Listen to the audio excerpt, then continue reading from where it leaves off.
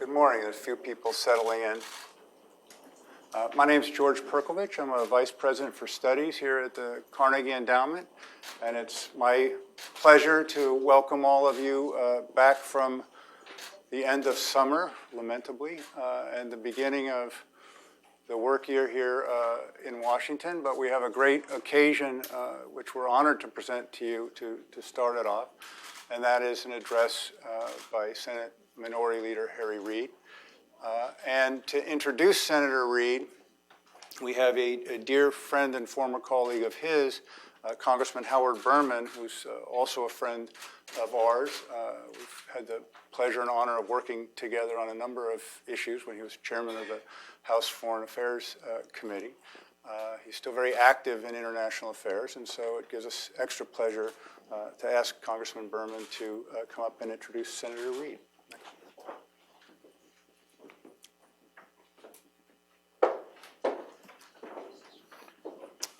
Well, thank you very much, George. And just before I introduce the speaker, I just want to let our host know that, the host at Carnegie, that really how incredibly valuable your work has been to me during the 30 years that I was on the House Foreign Affairs Committee. Issues like non-proliferation, arms control, U.S.-Soviet, and then U.S.-Russia relationships, so many other issues. Your writings and your testimony, our conversations really helped shape my own outlook on a lot of key foreign policy issues. I owe you a lot, and a real special shout out to the brave people these days who are running your Moscow Center. Whenever I brought a group of members of Congress with me, never went to Russia without stopping there to get the analysis on those issues. But in any event, I am very honored today to be asked to introduce your speaker, who's been my friend for 33 years, Senate Democratic Leader Reid. We've worked together since he and I came to the House in 1983. We sat next to each other for 4 years on the House Foreign Affairs Committee before he was elected to the Senate in 1986. And as you know, the senator served as Majority Leader from 2007 through 2014. And he remains the Democratic leader during his last term in Congress. What most don't appreciate is the skill that goes into garnering the mantle of leader and majority leader in the U.S. Senate and holding on to it. Senator Reid's commitment to a progressive agenda, his knowledge of the issues and the parliamentary rules, his attention to detail, and his ability to handle the outsized personalities of his colleagues are legendary. He fights tenaciously for that in which he believes, and he produces the deft compromise when that is the only sensible course. And relevant to the discussion this morning, Senator Reid, during all his years and to this day, has given very special attention and focus to the U.S.-Israel relationship, fighting as strongly as anyone in the Congress for the survival and the security of the state of Israel. He, like I, believe that support for the Joint Comprehensive Plan of Action is not only in America's security interest, but it is in Israel's security interest as well. What's not well known is that the critical strategic work that then Majority Leader Reid played from 2009 through 2012 in ensuring that biting, far-reaching sanctions were enacted and were done so in a way that maximized President Obama's ability to put together a far-reaching international coalition in support of sanctions. He wasn't the author of these sanctions bills. His name doesn't appear in the newspapers and in discussions about him. But he was seized with the critical importance of preventing Iran from having a nuclear weapons capability and devoted great time and leadership to making this happen. It's not often a House member gets a call from the Senate Majority Leader to discuss legislative strategy on a bill not authored by that senator, or makes himself readily and easily accessible to a House member to ensure a positive outcome. On this issue, Senator Harry Reid led, not in name, but in taking the steps that only a majority leader can take to ensure that the effort was successful. I'm very proud to introduce Senator Harry Reid.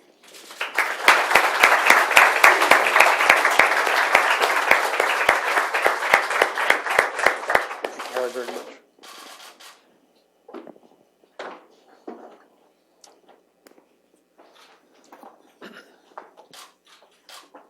Well, we're going to try a little experiment this morning. As some of you may know, I hurt myself on January 1st and basically blinded myself in one eye doing my exercise. As Senator Mikulski said in our first meeting when I came back to the caucus, she said to everyone there assembled, "I told you, I've said it all my life, exercise will kill you." So anyway, here's the deal. I can't see out of my right eye, but it does let light in. So I got some new glasses, and we're going to try for the first time. I've got a new pair of glasses. We'll see how it works. In the light here seems to be just about right, so if I have to go back to my dark glasses, you'll know why. So, Howard, thank you very much. Howard and I are friends. We always will be friends. We bonded as freshmen in that very large class that Tip O'Neill had to deal with way back in 1982. He's a superb legislator. He was noted as a great legislator in the California legislature. But back here, when the history books are written, during these 3 decades that he served, Howard Berman would be part of that conversation. I'm so grateful that he came from California to introduce me today. There's no one I would rather have introduced me than my friend Howard Berman. I also want to thank the Carnegie Endowment and your president, former Deputy Secretary Burns, for hosting this meeting. He has a remarkable career and a record, and I'm grateful that he is somebody that I speak to and somebody that I like a great deal. He, most of the time, is out of the public eye, and I understand that. But he's known around this city and around the world as someone that has worked really hard to keep the world safe from a nuclear-armed Iran. So thank you, Bill, even though you aren't here. George, thank you for filling so ably in. When the Senate is gavelled into session in just a few hours, a debate has ignited passions from Tehran to Tel Aviv, from Beijing to Berlin, and from coast to coast across our great country will take center stage in the world's greatest deliberative body. The question at hand is no small matter. Is the agreement between Iran and the international community, led by the United States, the best pathway to peace and security for America, Israel, our partners and interests? I believe the answer is unquestionably yes. And today I'm gratified to say to my fellow Americans, our negotiating partners, and our allies all around the world, this agreement will stand. America will uphold its commitment and will seize this opportunity to stop Iran from getting a nuclear weapon. While the formal debate begins this afternoon, the private negotiations that brought us to this point have been going on for years. And the public's review of the agreement has been going on for months. And during that long period, President Obama and Secretary Kerry were clear in their goals. Above all, that the United States will not allow Iran to obtain a nuclear weapon. The United States also would not sign any agreement that takes Iran at its word or relies on trust Iran has not earned. And at the most difficult crossroads of this time, consuming and technical negotiation, President Obama and Secretary Kerry made clear that the hard choices belonged not to us, but to Iran. But now it's our turn. Now the United States has a choice to make. We can enforce an agreement that forces Iran to walk away from any nuclear weapons program, or we can walk away from the agreement and assume responsibility for the consequences. We can take the strongest step ever toward blocking Iran from getting a nuclear bomb, or we can block the agreement and all but ensure that Iran will have the fissile material it would need to make a bomb. In a matter of months, they would be able to do that. But we can't have it both ways. Make no mistake, blocking the bomb and blocking the agreement are two distinct choices that lead to very different futures. I spent a lot of time talking, listening, and thinking about the various elements of this agreement. And so have my colleagues. I've heard from nuclear scientists, the intelligence community, military leaders. I've listened to diplomats and experts. I've been briefed by Secretary Kerry and Undersecretary Sherman, by Secretaries Lew and Moniz, who, by the way, is this brilliant nuclear physicist who knows almost more than anyone else of the reality of this threat, the science behind the agreement, and the agreement itself. I've heard from ardent supporters and passionate opponents. I've talked with Nevadans from all walks of life. I've spoken with Israel's leaders, Prime Minister Netanyahu, Ambassador Dermer, and I've read the text of this long agreement, and I've read it very carefully. In all my years, I cannot think of another debate with so much expertise, passions, and good faith on both sides. It's clear to me and to the overwhelming majority of my caucus that this agreement gives us the best chance to avoid one of the worst threats in today's world, a nuclear-armed Iran. In fact, I believe the agreement is not just our best chance to avert what we fear most. I fear it is our last best chance to do so. Before I explain why, let me first acknowledge some of the people who helped us get to this historic moment. I mentioned President Obama and his cabinet secretaries, who achieved a remarkable diplomatic breakthrough. I also want to acknowledge my colleagues, led by Senator Bob Menendez, who helped set the stage for those negotiations by rallying the Senate and the world behind sanctions that brought Iran to the negotiating table. I also acknowledge Senators Cardin and Corker for their leadership. They did a great job. The legislation they wrote created the process to review the agreement in Congress. I support this agreement, and the United States Senate will support President Obama's veto of any effort to undermine it for two simple reasons. Number one, this agreement will do a tremendous amount of good. And number two, blocking this agreement would lead to a tremendous amount of bad outcomes. The bottom line then is this, that enforcing this agreement will prevent the things we most dread. Freudian slip. Oh dear. There's a few thugs in there, I'm sure of that. But undermining it would permit these very same dreadful consequences. And those consequences are in fact totally unacceptable. We all recognize the threat Iran poses to Israel with powerful weapons, hateful words, anti-Semitic smears, and pledges of Jewish state's destruction. No one can underestimate this menace, and no one should dismiss how much more dangerous Iran would be in this regard if it were to have a nuclear bomb.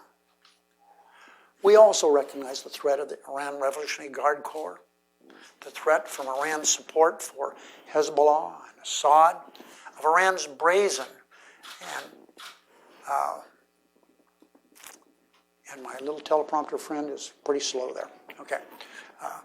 Of Iran's brazen human rights violations toward its own people and the Americans it holds political prisoners, and of course, those who have disappeared. We recognize the danger that Iran poses to our allies, our interests, and our own troops. And of course, diplomats serving around the world are at peril every day of their lives. In the Middle East, certainly. No one is blind to the threat Iran poses. But again, No one should forget that Iran would become a threat of an entirely different magnitude if it were ever to have a nuclear weapon. I can't think of a single challenge in the region that wouldn't get worse in that nightmare scenario. That's why our goal, first and foremost, must be to keep Iran from getting its hands on one of those nuclear weapons, or building one. We have no illusions about the Iranian regime, which is exactly why, when we are presented with the best way to stop its nuclear ambitions, we must not let that chance slip through our fingers. We must support and enforce the agreement we've reached. The agreement that Congress now assumes responsibility to review does a better job than any other proposal of reducing Iran's chance to get a bomb. When our negotiators came to the table, they did so with Andrew Carnegie's advice in mind. The man who, in 1910, gave his name and fortune to this institution once said, and I quote, "Our duty is with what is now practicable, now, with the next step possible in our day and generation." In our day, we know it's not practical to bomb away knowledge of how to build a nuclear weapon or erase that knowledge with sanctions. So our negotiators said, even though we cannot take away the recipe to build a bomb, we can take away the ingredients and the use of equipment to cook one. That's what we're doing. Not only if the United States upholds, but only if the United States upholds and enforces its agreement. The good news is this agreement does more than take away Iran's ability to build a bomb. It gives us the ability to watch every move. Through strict limits and intrusive inspections, the agreement takes away Iran's highly enriched material and takes away Iran's ability to make more of it. This agreement takes away Iran's ability to build any facilities or fissile materials secretly and with impunity. The agreement Iran signed forbids it from pursuing, building, or having a nuclear weapon ever. There's no expiration date on that commitment, and it's not grounded in trust. This isn't a peace treaty with Iran or a gift out of the goodness of our hearts. If we trusted Iran, we wouldn't need the video cameras and inspectors and SEALs and all manner of technology to make sure Iran complies. We're not asking Iran to promise us anything and taking it at its word. We're demanding Iran prove to us it's complying with every last letter of this agreement. Before it gets sanctions relief, Iran has to take specific actions. And if it doesn't happen, as some fear, sanctions will be imposed on Iran. We've done everything possible to make sure that if Iran cheats, we'll know quickly and we'll act immediately and with the international community behind us. That makes us safer. That makes Israel safer. That makes the world safer. That's what nuclear experts around the world know, what diplomats know, and what the overwhelming majority of my caucus knows. That's why this agreement will stand. And to make sure this agreement succeeds, Congress must provide the oversight to ensure monitoring and force verification. At the same time, Congress must continue to hold the line against Iranian arms trafficking, its funding of terrorism, and demanding the return of Americans who have been taken political prisoners and those who disappeared. Priorities that were never meant to be part of this negotiation, but must never, never be forgotten. This agreement offers a number of different ways to cut off Iran's path to a bomb. There is, on the other hand, one surefire way to open Iran's path to destruction, and that is to reject this agreement. As I mentioned, the second reason I support this agreement is because of what happens if we walk away from it. That would leave Iran with no limitations on nuclear weapons program and leave the United States with no leverage to do anything about it.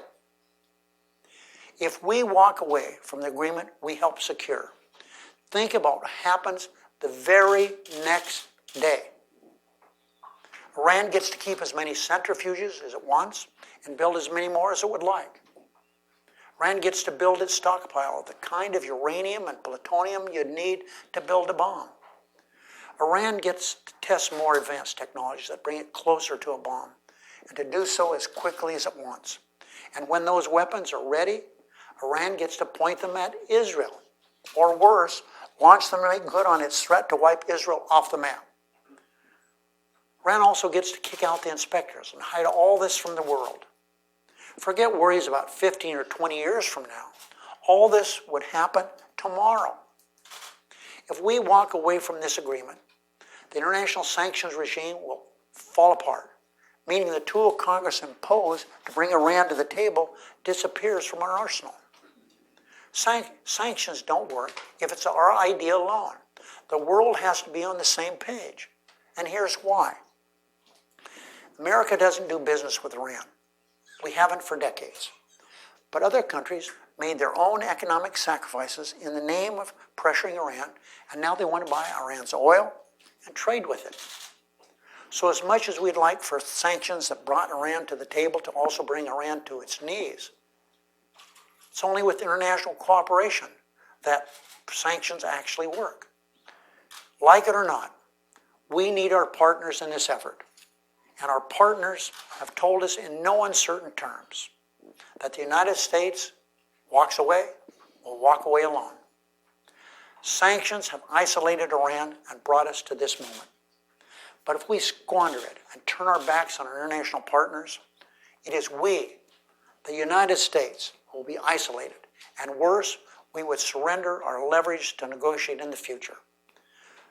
Put it all together, what does it mean if America blocks this agreement instead of blocking Iran's pathway to a bomb? It means Iran gets more money and more impunity to develop a nuclear weapon. It means we get far less scrutiny and far less security. It means we'll have to put ourselves at a disadvantage at the very moment we let Iran become more dangerous. Of course, we still have the military option.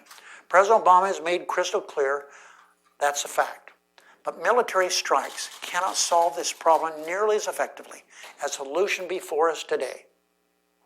Clearly, a military option could also come with significant costs and risks for both Israel and the United States.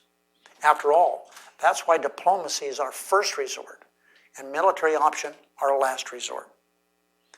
That's why I believe blocking the agreement would actually achieve the opposite of what opponents intend.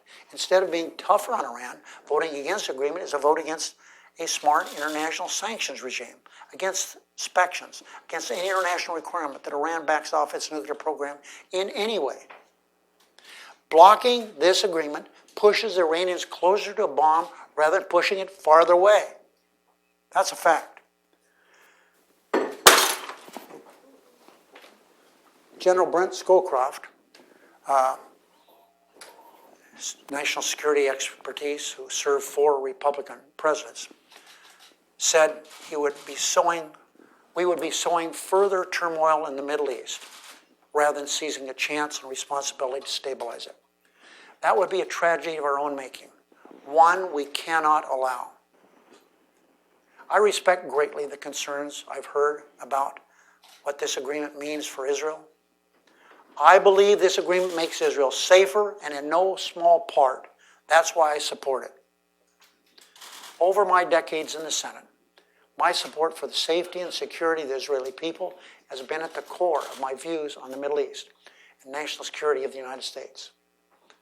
From the Bonds for Israel dinners I attended 50 years ago with my girlfriend, to the history of my own wife's family, my support for the state of Israel and the Jewish people has been personal and unimpeachable.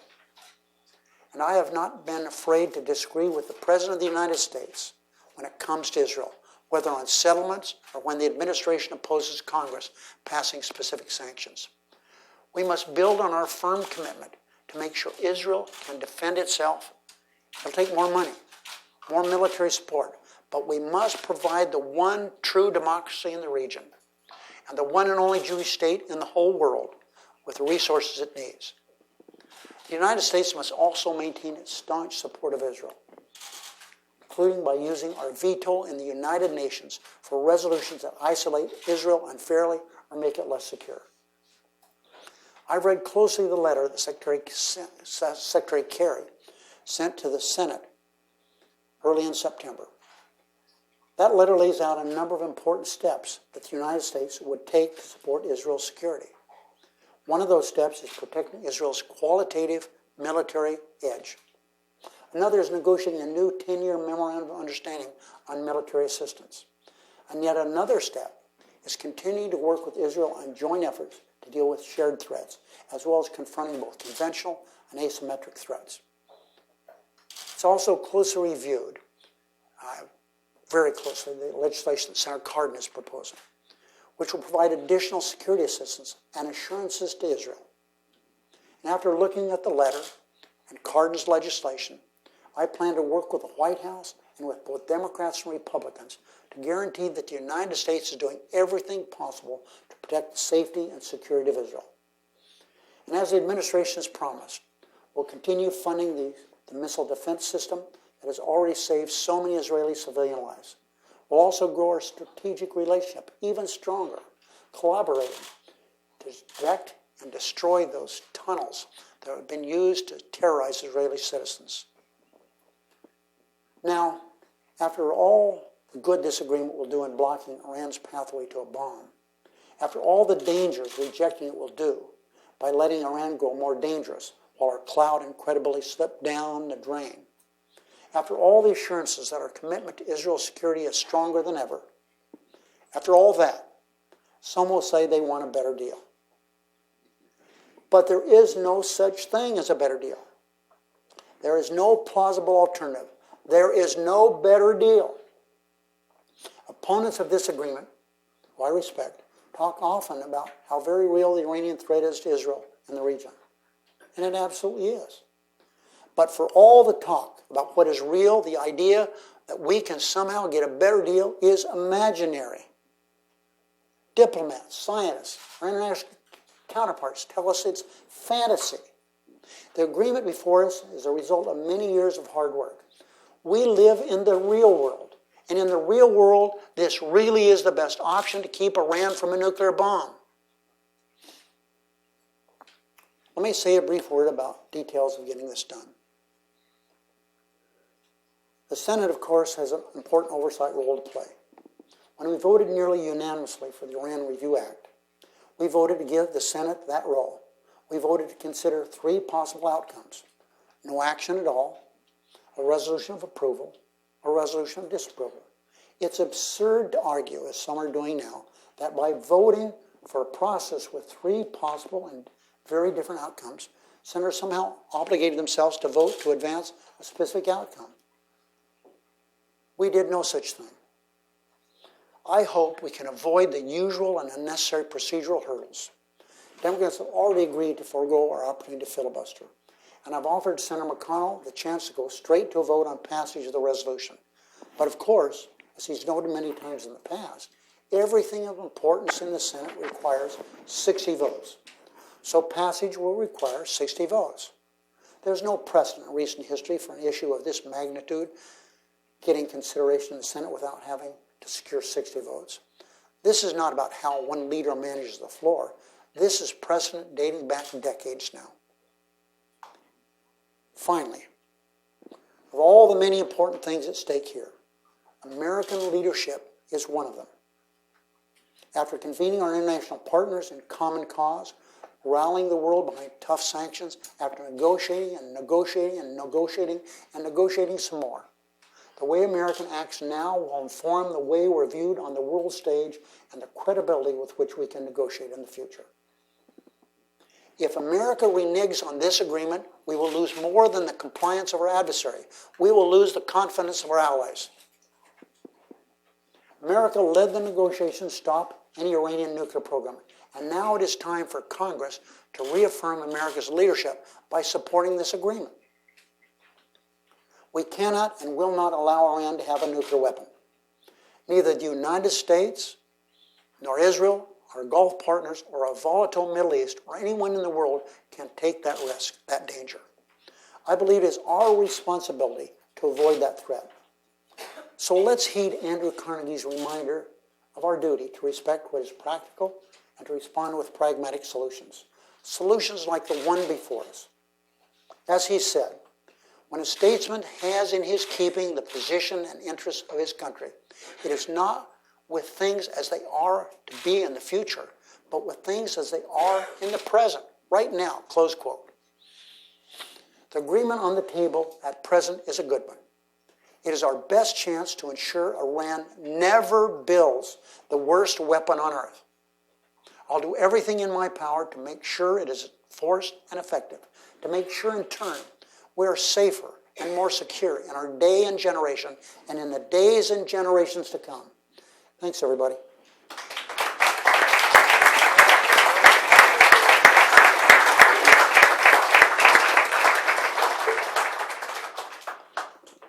I have to build some better glasses here. Don't worry about those glasses. These work well, so that's good. You have time to Sure have do. a brief conversation? I'll take while this you chair, come here? yeah. And- Thanks. That was very powerful brief for the agreement and description of the process. If you now look out over the next few days, do you have a sense that ultimately it's going to work out in terms of when the Congress has its say that the deal won't be blocked, at least at this point? As I said in my remarks, it's clear that the Senate's going to reject this agreement. We're all together. There are a few dissenting votes. We'll find out how many. We have still about 4 senators who have not made a public decision. I believe one of them is going to make a decision and may already have done it. So we expect to know very soon where everybody stands. But we, as everyone knows, we have enough votes to make sure the president's veto, if necessary, will not be overridden.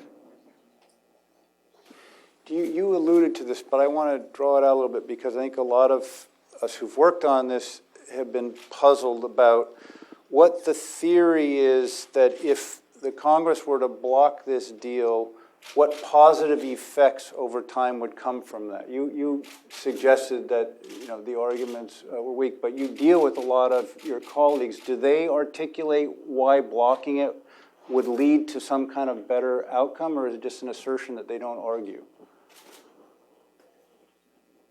Your question is blocking the... In other words, do people who want to Remember, block the it reason- actually give you detailed arguments? The reason it's confusing is this is a resolution of disapproval. Right. Okay.